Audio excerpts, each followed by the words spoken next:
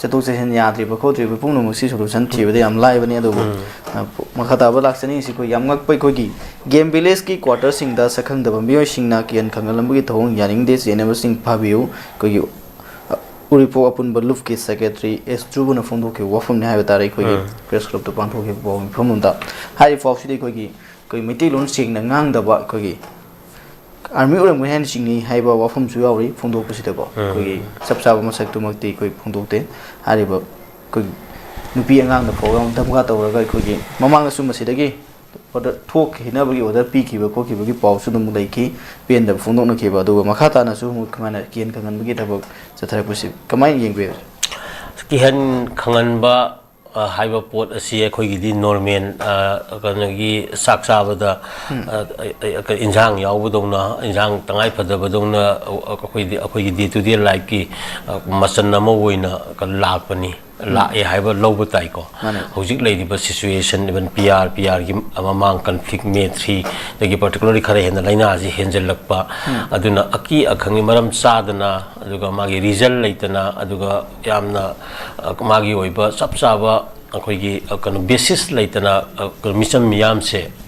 ꯑꯀꯤ ꯑꯈꯟ ꯄꯤꯕ ꯍꯥꯏꯕꯁꯤ ꯑꯩꯈꯣꯏ ꯌꯥꯝ ꯇꯣꯏꯅ ꯊꯣꯛꯄ ꯄꯣꯠ ꯑꯃꯅꯤ ꯑꯗꯨꯅ ꯍꯥꯏꯔꯤꯕ ꯄꯣꯠꯁꯤ ꯑꯩꯈꯣꯏ ꯁꯤꯒꯨꯝꯕꯗ ꯍꯦꯟꯅ ꯁꯔꯀꯥꯔꯒꯤ ꯂꯩꯔꯤꯕ ꯀꯩꯅꯣꯁꯤꯡꯁꯤꯅ ꯑꯦꯇꯦꯟꯁꯟꯁꯤ ꯄꯤꯒꯗꯕꯅꯤ ꯄꯨꯂꯤꯁ ꯗꯤꯄꯥꯔꯠꯃꯦꯟꯠꯀꯤ ꯃꯥꯒꯤ ꯂꯩꯔꯤꯕ ꯏꯟꯇꯦꯂꯤꯖꯦꯟꯁꯀꯤ ꯋꯤꯡꯒꯤ ꯀꯔꯤꯒꯤ ꯃꯌꯥꯝ ꯑꯃ ꯒꯣꯔꯃꯦꯟꯠꯀꯤ ꯑꯣꯏꯕ ꯃꯥꯒꯤ ꯌꯥꯝ ꯆꯞ ꯆꯥꯅ ꯂꯩꯖꯕꯅꯤ ꯃꯈꯣꯏꯁꯤꯡ ꯑꯁꯦ ꯑꯣꯜꯋꯦꯁ ꯌꯥꯝ ꯑꯦꯂꯔꯠ ꯑꯣꯏꯒꯗꯕꯅꯤ ꯑꯗꯨꯒ ꯄꯪꯆꯥꯎ ꯆꯥꯎꯕ ꯅꯠꯇꯦ ꯏꯝꯐꯥꯜꯁꯦ ꯀꯣ ꯑꯗꯨꯅ ꯁꯤꯒꯤ ꯂꯩꯕ ꯄꯣꯠꯁꯛꯁꯦ ꯌꯥꯝꯅ ꯐꯖꯅ ꯁ꯭ꯀ꯭ꯔꯤꯟ ꯇꯧꯕ ꯌꯥꯝꯅ ꯂꯥꯏꯅ ꯉꯝꯐꯝ ꯊꯣꯛꯑꯦ ꯍꯧꯖꯤꯛ ꯂꯩꯔꯤꯕ ꯀꯩꯅꯣꯁꯤꯗ ꯀꯣ ꯑꯗꯨꯅ ꯍꯥꯏꯔꯤꯕꯁꯤꯡ ꯑꯁꯤꯒꯤ ꯃꯔꯛꯇ ꯌꯥꯝꯅ ꯁꯤꯒꯨꯝꯕ ꯍꯦꯛꯇ ꯇꯧꯕ ꯍꯥꯏꯕꯁꯦ ꯃꯁꯤ ꯑꯊꯨꯕ ꯃꯇꯝꯗ ꯈꯪꯐꯝ ꯊꯣꯛꯄꯅꯤ ꯑꯗꯣ ꯑꯩꯈꯣꯏꯒꯤꯗꯤ ꯀꯩꯅꯣꯅꯤ ꯏꯚꯟ ꯀꯩꯅꯣ ꯃꯅꯨꯡꯗ ꯉꯔꯥꯡ ꯅꯍꯥꯟꯒꯤ ꯀꯔꯤꯒꯤ ꯊꯣꯛꯈꯤꯕ ꯂꯩꯈꯤꯗꯕ ꯗꯣꯛꯇꯔ ꯑꯃꯁꯨ ꯀꯣ in the heart of the city karimta khangba ngamdaba hujbo trace tawba ngamdabagi lei aduna siguma mayamsing asi aikoina review tawba changi aduna aikoigi leiriba pikraba even swai city gi manung maya in outskirt of the city ni game village je ham nakpa adum city ni saruk amane na lawbasu yaba poni aduna sigumba amada karigumba khara thoe haiba matamda masigi oba sab saba langla langjin heta puthokpa ngamdaba haibase magi intelligence ki failure masu leire masi review tawbam thoi section ma kano ngamam thoi aduna miyam da harassment piba maintain kano akoigi yamna depression oina oirakpa yabagi mayam sing asi collectively yengura-kanda sum chatharagadi akoina afaba tunglam chat ama phangoi habasima ko mangangsa masi akoina kana tawi maram aduna sigumasi adum plan tawraga tawa poti oigani aduga makoi issues ing laigani aduna hariba mayam sing asi concern government na karino maram si karino maram du saba naska sadabra du kihenba haiji makti di maram di chungcha sadre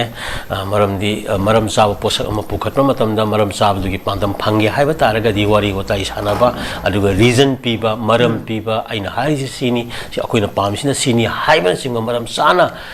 lai maram saba khuding makta asumana joy way haiba ngatani aduna adugi approach mayam tu akoina sangadabani aduga amuksu hojik leiriba kano singsida maroina sarkar gi mayam singa sina hariba singa se yamna sectionna akoigi security measures sing lokhala kanda people kansai public ta harassment natraga magi awana piba gi thabak se masi kasai gi minmang da natraga kano da inak da thokpada o khangba ngamdaba uba ngamdaba haiba simakse amase koi review tawrakanda khara henna section lakan sigumba se thoktanaba akoi singadabani haiba kano se thamge aduga kihanba haiba simak malimgi oina chatna lonchat adagi mioibagi nature da yadaba polamani makhatana amu anu se thoktaba oisnu aduga masigidagi akoi kannaba kogi alert oina laisi haiba humju thamge ko aduga khata to laksani sinai kogi manipur de dum thoktuna ta dona laiba nuai tabu pausing ni kogi lairaba sing da lemna gas connection makhata na pigedori haiba nuai paw masu yauri aduga lairaba ni haraga fortuner tongmusu yauri haiba paw ni uja kogi manipur da kogi tongan tongan ba kogi center government thadarakpa scheme sing faja ba scheme sing lairaba sing gi khutta yobugi mahutta thaidokibagi paw si adum kogi maru oina kogi PMJY gumba kogi MJNREGA gi matang sigumda sugum kogi problem ꯑꯗꯨꯝ ꯊꯣꯛꯄ ꯊꯦꯡꯅꯔꯤ ꯍꯥꯏꯕ ꯇꯥꯏꯀꯣ ꯑꯗꯨ ꯁꯤꯒꯨꯝꯕ ꯑꯩꯈꯣꯏꯒꯤ ꯐꯖꯕ ꯁ꯭ꯀꯤꯝꯁꯤꯡ ꯀꯌꯥꯁꯤ ꯑꯩꯈꯣꯏꯒꯤ ꯂꯥꯟꯅ ꯆꯠꯈꯤꯕ ꯌꯥꯕ ꯃꯌꯥꯝ ꯑꯃ ꯑꯩꯈꯣꯏꯒꯤ ꯊꯕꯛ ꯇꯧꯔꯤ ꯗꯤꯄꯥꯔꯠꯃꯦꯟꯁꯤꯡꯅ ꯄꯨꯛꯆꯦꯜ ꯁꯦꯡꯕ ꯑꯗꯨꯒ ꯃꯁꯤꯗ ꯆꯦꯜꯂꯤꯕ ꯆꯣꯡꯂꯤꯕꯁꯤꯡꯅꯁꯨ ꯄꯨꯛꯆꯦꯜ ꯁꯦꯡꯕ ꯃꯊꯧ ꯇꯥꯏ ꯍꯥꯏꯕꯗꯨꯅꯤ ꯑꯗꯨ ꯍꯥꯏꯔꯤꯕ ꯄꯥꯎꯁꯤ ꯑꯣꯖꯥ ꯀꯃꯥꯏꯅ ꯌꯦꯡꯕ ꯑꯩꯈꯣꯏꯒꯤ ꯁꯤꯒꯨꯝꯕꯁꯤ ꯑꯗꯨꯝ ꯁꯣꯏꯗꯅ ꯌꯥꯎꯏ ꯍꯥꯏꯕ ꯑꯗꯨꯝ ꯃꯁꯤ ꯑꯩ ꯆꯨꯝꯃꯕꯅꯦꯅ ꯂꯧꯏ ꯃꯔꯝꯗꯤ ꯑꯩꯈꯣꯏꯗ ꯀꯩꯅꯣ ꯍꯥꯏꯔꯤꯕ ꯁ꯭ꯀꯤꯝ ꯑꯃ ꯂꯥꯛꯑꯦ ꯁ꯭ꯀꯤꯝꯗꯨꯒꯤ ꯄꯥꯟꯗꯝ ꯑꯗꯒꯤ ꯃꯥꯒꯤ ꯏꯂꯤꯖꯤꯕꯤꯂꯤꯇꯤ ꯃꯁꯤ ꯌꯥꯝꯅ ꯈꯪꯗꯕ ꯑꯩꯈꯣꯏꯒꯤ ꯃꯦꯆꯨꯔꯤꯇꯤ ꯑꯣꯏꯗꯕꯀꯣ ꯃꯦꯇꯔꯤꯌꯦꯂꯤꯖꯝꯗ ꯀꯥ ꯍꯦꯟꯅ ꯉꯥꯎꯕ ꯑꯗꯨꯒ ꯋꯥꯈꯜꯒꯤ ꯀꯩꯅꯣꯗꯤ ꯆꯥꯎꯈꯠꯄ ꯋꯥꯠꯍꯧꯕꯒꯤ ꯀꯩꯅꯣꯁꯤ ꯍꯦꯛ ꯑꯩꯈꯣꯏ ꯈꯨꯟꯅꯥꯏꯗ ꯊꯣꯛꯏ ꯑꯗꯨꯅ ꯃꯁꯥꯒꯤ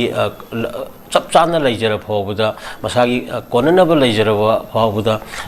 ꯍꯦꯛꯇ ꯂꯥꯛꯄ ꯁ꯭ꯀꯤꯝ ꯑꯃꯒꯤ ꯄꯣꯠꯁꯤ ꯃꯣꯏꯅ ꯍꯥꯟꯅ ꯂꯧꯅꯤꯡꯕꯒꯤꯀꯣ ꯂꯩꯇ ꯂꯥꯏꯔ ꯃꯌꯥꯝꯅ ꯐꯪꯒꯗꯕ ꯄꯣꯠ ꯃꯌꯥꯝꯗꯣ ꯈꯤꯇꯪ ꯑꯩꯈꯣꯏꯒꯤ ꯃꯤꯗꯜ ꯀ꯭ꯂꯥꯁꯇꯒꯤ ꯍꯧꯔꯒ ꯈꯤꯇꯪ ꯍꯥꯌꯔ ꯀ꯭ꯂꯥꯁꯦꯁꯇ ꯂꯩꯕ ꯀꯥꯡꯕꯨꯅꯐꯥꯎꯗ ꯃꯁꯤ ꯍꯦꯛꯇ ꯃꯣꯏꯅ ꯍꯥꯟꯅ ꯂꯧꯁꯤꯟꯕꯒꯤ ꯀꯩꯅꯣ ꯆꯠꯅꯕꯤꯁꯤ ꯂꯩ ꯏꯁꯥꯅ ꯏꯁꯥꯕꯨ ꯑꯩꯒꯤ ꯀꯩꯅꯣꯁꯤ ꯏꯀꯥꯏꯕ ꯈꯪꯗꯕ ꯍꯥꯏꯕ ꯇꯥꯔꯦꯀꯣ ꯑꯗꯨꯒ ꯃꯦꯆꯨꯔꯤꯇꯤ ꯑꯣꯏꯕ ꯋꯥꯠꯄ ꯍꯥꯏꯕ ꯇꯥꯔꯦ ꯑꯩꯈꯣꯏꯒꯤ ꯀꯜꯆꯔꯗ ꯍꯧꯖꯤꯛ ꯅꯪꯅ MG ꯅꯔꯦꯒꯥꯒꯤꯁꯨ ꯄꯟꯒꯦꯗꯅ ꯖꯣꯕ ꯀꯥꯔꯗ ꯊꯕꯛ ꯁꯨꯕ ꯍꯥꯏꯔꯝꯕꯗꯒꯤ ꯍꯧꯖꯤꯛ ꯖꯣꯕ ꯀꯥꯔꯗ ꯐꯣꯇꯣ ꯅꯝꯕ ꯖꯣꯕ ꯀꯥꯔꯗ ꯐꯣꯇꯣ ꯅꯝꯕ ꯍꯥꯏꯅ ꯍꯥꯏꯔꯦꯗꯅꯀꯣ ꯃꯉꯥꯡꯆꯥ ꯑꯗꯨꯅ ꯃꯔꯝꯗꯤ ꯊꯕꯛ ꯁꯨꯕ ꯍꯥꯏꯔꯝꯕꯗꯤ ꯐꯣꯇꯣ ꯅꯝꯕ ꯂꯥꯛꯏꯅꯤ ꯐꯣꯇꯣꯗꯨ ꯅꯪ ꯅꯝꯃꯒ ꯑꯗꯨꯝ ꯂꯣꯏꯔꯦꯀꯣ ꯑꯗꯨꯅ ꯁꯤꯒꯨꯝꯕ ꯃꯌꯥꯝꯁꯤꯡ ꯑꯁꯤꯒꯤ ꯑꯍꯣꯡꯕ ꯂꯥꯛꯄ ꯃꯌꯥꯝꯁꯦ ꯑꯩꯈꯣꯏ ꯌꯥꯝ ꯀꯨꯞꯁꯤꯟꯅ ꯌꯦꯡꯉꯀꯥꯟꯗ ꯀꯔꯤꯒꯨꯝꯕ ꯈꯔꯗꯤ ꯅꯥꯄꯤꯗ ꯅꯠꯇ꯭ꯔꯒ ꯄ꯭ꯂꯥꯁꯇꯤꯛꯇ ꯀꯔꯤꯒꯨꯝꯕ ꯃꯐꯝꯗꯒꯤ ꯈꯨꯟꯗꯣꯛ ꯈꯨꯟꯖꯤꯟ ꯇꯧꯕ ꯂꯩꯀꯥꯏꯗ ꯇꯔꯨ ꯇꯅꯥꯟꯕꯒꯤ ꯀꯩꯅꯣ ꯈꯛꯇꯪꯗ ꯇꯧꯔꯒꯁꯨ ꯑꯗꯨꯝ ꯀꯥꯟꯅꯅꯤ ꯍꯥꯏꯕꯅꯤꯗ ꯑꯗꯨꯅ ꯉꯁꯥꯏꯒꯤ ꯖꯣꯕ ꯀꯥꯔꯗ ꯁꯨꯕꯗꯒꯤ ꯖꯣꯕ ꯀꯥꯔꯗ ꯐꯣꯇꯣ ꯅꯝꯕꯔ ꯂꯥꯛꯁꯜꯂꯛꯄꯁꯤꯅ ꯋꯥꯔꯛ ꯀꯜꯆꯔ ꯑꯃ ꯃꯥꯡꯍꯜꯂꯀꯥꯟda ꯃꯗꯨꯒꯤ ꯊꯕꯛ ꯁꯨꯕ ꯆꯠꯂꯝꯗꯥꯏꯒꯤ ꯀꯣ ꯌꯨꯝꯗ ꯂꯩꯕꯗꯤ ꯌꯥꯝ ꯆꯝꯅ ꯂꯩꯔꯝꯃꯤ ꯖꯣꯕ ꯀꯥꯔꯗ ꯊꯣꯛꯑꯝꯗꯥꯏꯗ ꯑꯗꯨꯛꯀꯤ ꯃꯇꯤꯛ ꯀꯦꯔꯤꯕ ꯃꯌꯥꯝ ꯑꯗꯒꯤ ꯁꯦꯠꯂꯤꯕ ꯆꯥꯔꯤꯕ ꯃꯌꯥꯝꯁꯤꯗ ꯄꯩꯁꯥ ꯑꯦꯛꯁꯄꯦꯟꯗꯤꯆꯔ ꯌꯥꯝꯅ ꯎꯏꯀꯣ ꯅꯪꯆꯥ ꯖꯣꯕ ꯀꯥꯔꯗ ꯊꯣꯛꯇ꯭ꯔꯤꯉꯩꯗꯗꯤ ꯑꯗꯨꯝ ꯀꯩꯅꯣꯁꯦ ꯀꯩꯅꯣ ꯌꯥꯝ ꯆꯝꯅ ꯂꯩꯔꯝꯃꯦ ꯊꯣꯛꯑꯝꯗꯥꯏꯒꯤ ꯄ꯭ꯔꯤꯄꯦꯔꯦꯁꯟ ꯃꯌꯥꯝꯁꯤꯁꯨ ꯑꯉꯛꯄ ꯑꯃꯅꯦꯕ ꯑꯗꯨꯅ ꯁꯤ ꯃꯌꯥꯝꯁꯤ ꯌꯥꯝ ꯀꯨꯞꯅ ꯁꯤꯒꯤ ꯄꯣꯠꯁꯛꯀꯤ ꯃꯦꯟꯇꯥꯂꯤꯇꯤ ꯃꯌꯥꯝꯁꯤꯡ ꯑꯁꯤ ꯍꯧꯖꯤꯛꯀꯤ ꯑꯣꯏꯔꯤꯕ ꯒ꯭ꯌꯥꯁ ꯀꯅꯦꯛꯁꯟꯁꯀꯤ ꯎꯖꯂꯥꯒꯤ ꯀꯔꯤꯒꯤ ꯁ꯭ꯀꯤꯝꯒꯤ ꯃꯌꯥꯝꯁꯤꯡꯁꯤꯗ ꯌꯥꯎꯁꯜꯂꯛꯏꯕꯅꯤ ꯑꯗꯨꯅ ꯀꯩꯅꯣꯅꯤ ꯐꯣꯔꯆꯨꯅꯔ ꯇꯣꯡꯕ ꯏꯃꯨꯡꯐꯧ ꯀꯔꯤꯗꯅ ꯕꯣꯂꯦꯔꯣ ꯇꯣꯡꯕ ꯏꯃꯨꯡꯐꯧ ꯀꯩꯅꯣ ꯇꯧꯔꯒ ꯒ꯭ꯌꯥꯁ ꯀꯅꯦꯛꯁꯟ ꯂꯧꯕ ꯂꯩꯔꯝꯃꯤ ꯍꯥꯏꯕꯁꯦ ꯃꯁꯤ ꯏꯀꯥꯏꯕ ꯈꯪꯒꯗꯕꯅꯤ ꯑꯗꯨꯒ ꯌꯥꯔꯤꯃꯈꯩ ꯃꯥꯒꯤ ꯃꯔꯝ ꯆꯥꯕꯗ ꯀꯩꯅꯣ ꯄꯤꯅꯕꯁꯨ ꯍꯣꯠꯅꯒꯗꯧꯅꯤ ꯑꯗꯨꯒ ꯐꯪꯐꯝ ꯊꯣꯛꯄ ꯃꯌꯥꯝ ꯑꯃ ꯐꯪꯗꯗꯅ ꯂꯩꯔꯤ ꯍꯥꯏꯕꯁꯤꯃꯁꯨ ꯑꯩꯗꯤ ꯐꯦꯛ ꯑꯆꯨꯝꯕꯅꯤꯀꯣ ꯃꯅꯤꯄꯨꯔꯗ ꯂꯥꯛ ꯑꯅꯤ ꯃꯌꯥ ꯈꯔ ꯑꯅꯤ ꯃꯈꯥꯏꯒꯤ ꯆꯥꯡ ꯈꯛꯇꯪ ꯄꯤꯗ ꯉꯥꯏꯔꯝꯈꯤꯅꯤ ꯍꯧꯖꯤꯛꯁꯦ ꯑꯗꯨꯅ ꯃꯌꯥꯝꯁꯤꯡ ꯑꯁꯤꯗ ꯑꯩꯈꯣꯏꯒꯤ ꯁꯤꯒꯨꯝꯕ ꯃꯌꯥꯝꯁꯦ ꯈꯔ ꯁꯦꯟꯁꯔ ꯇꯧꯕ ꯆꯨꯝꯃꯤ ꯏꯁꯥꯅꯁꯨ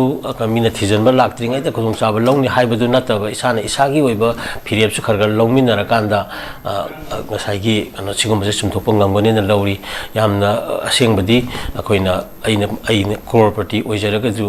ꯑꯩꯒꯤ ꯃꯦꯆꯨꯔꯤꯇꯤꯁꯦ ꯂꯩꯇ꯭ꯔꯒꯗꯤ ꯑꯩꯒꯤ ꯄꯣꯛꯄ ꯏꯆꯥꯒꯤ ꯏꯁꯨꯒꯤ ꯀꯩꯒꯤ ꯃꯌꯥꯝꯗꯁꯨ ꯂꯥꯏꯛ ꯐꯥꯗꯔ ꯂꯥꯏꯛ ꯁꯟ ꯀꯣ ꯃꯃꯥ ꯃꯄꯥꯒꯤ ꯀꯩꯅꯣꯁꯤ ꯃꯆꯥꯗ ꯂꯥꯛꯀꯗꯧꯔꯤꯕ ꯃꯦꯟꯇꯦꯟ ꯏꯝꯃꯦꯆꯨꯔꯤꯇꯤꯁ ꯃꯌꯥꯝꯗꯣ ꯃꯗꯨ ꯃꯈꯥ ꯆꯠꯊꯔꯛꯀꯅꯤ ꯑꯗꯨꯅ ꯑꯉꯥꯡꯁꯤꯡꯁꯤꯗ ꯍꯧꯔꯛꯀꯗꯧꯔꯤꯕꯁꯤꯗ ꯑꯐꯕ ꯑꯣꯏꯔꯣꯏ ꯍꯥꯏꯕꯅꯤꯗ ꯑꯩꯅ ꯀ꯭ꯔꯣꯔꯄꯇꯤ ꯑꯣꯏꯔꯀꯥꯟꯗ ꯀ꯭ꯔꯣꯔꯄꯇꯤꯗꯨꯅ ꯑꯃꯨꯛꯁꯨ ꯂꯥꯏꯔꯕ ꯃꯌꯥꯝꯒꯤ ꯑꯦꯅꯤ ꯁ꯭ꯀꯤꯝ ꯅꯠꯇ꯭ꯔꯒ ꯀꯩꯅꯣ ꯃꯌꯥꯝꯁꯨ ꯐꯪꯗ ꯌꯥꯗꯦ ꯍꯥꯏꯔꯤꯕ ꯃꯦꯟꯇꯦꯟ ꯃꯥꯏꯟ ꯁꯦꯠ ꯑꯃ ꯂꯩꯔꯒꯗꯤ ꯀꯩꯅꯣꯅꯤ ꯃꯤꯑꯣꯏꯕ ꯈꯨꯗꯤꯡꯁꯦ where the mind say goes the body follows harini aina aigi mind jina puba lambi du ne ba ai haksang jina chattuiji aduga khutna karina tawdeba kholiba ai huji kanoni saba thakpa oiro mind jina hana loimak kano torakanda madugi matungda khut sa khong khut inara kaduine ba aduna mind si kano maturity ama maintain wina sembaduni hena maru ba corporate dei maramdi madugi maturity gi masama sogi wakan khukal lakan myamdo imung manungda magi masama suda kasai suthang ona lehorkanda madugi maturity mayam da yimphom oragani khunai gi oiba chakhot panatraga magi kano myam laktoise aduga masigi senses the awareness se masi leiba leibak tuni China or Japan or leidana chakhot leibak sing sina ngasi mi mapan mamang da thari ba se aduna aise aingati society kini men is social element ta hairabani na ai katangi khanba ya de haiba posik sima thamakanda ꯃꯇꯝꯗ ꯈꯖꯤꯛꯇꯪ ꯑꯩꯈꯣꯏꯒꯤ ꯊꯤꯒꯠꯄ ꯂꯥꯛꯄ ꯐꯥꯕ ꯂꯥꯛꯄꯗꯨ ꯉꯥꯏꯗ꯭ꯔꯤꯉꯩꯗ ꯏꯁꯥꯗ ꯍꯥꯟꯅ ꯁꯦꯝꯗꯣꯛꯃꯤꯟꯅꯕꯒꯤ ꯇꯥꯟꯖꯥꯁꯦ ꯃꯁꯤ ꯌꯥꯔꯒꯗꯤ ꯑꯩꯈꯣꯏ ꯃꯁꯤ ꯂꯧꯃꯤꯟꯅꯁꯤ ꯍꯥꯏꯕ ꯋꯥꯐꯝꯁꯤ ꯊꯝꯃꯀꯥꯟꯗ ꯑꯩꯈꯣꯏꯒꯤ ꯃꯁꯤꯒꯨꯝꯕꯁꯤ ꯈꯔ ꯆꯨꯝꯊꯣꯛꯁꯤ ꯐꯪꯐꯝ ꯊꯣꯛꯄ ꯑꯁꯦꯡꯕ ꯃꯥꯒꯤ ꯏꯂꯤꯖꯤꯕꯤꯂꯤꯇꯤꯗꯣ ꯃꯗꯨ ꯐꯖꯅ ꯌꯦꯡꯉꯒ ꯄꯤꯕꯤꯁꯤ ꯀꯣ ꯈꯖꯤꯛ ꯈꯔ ꯀꯣꯝꯊꯣꯛ ꯀꯣꯝꯖꯤꯟꯗꯨꯅ ꯑꯃꯅꯤꯀꯣ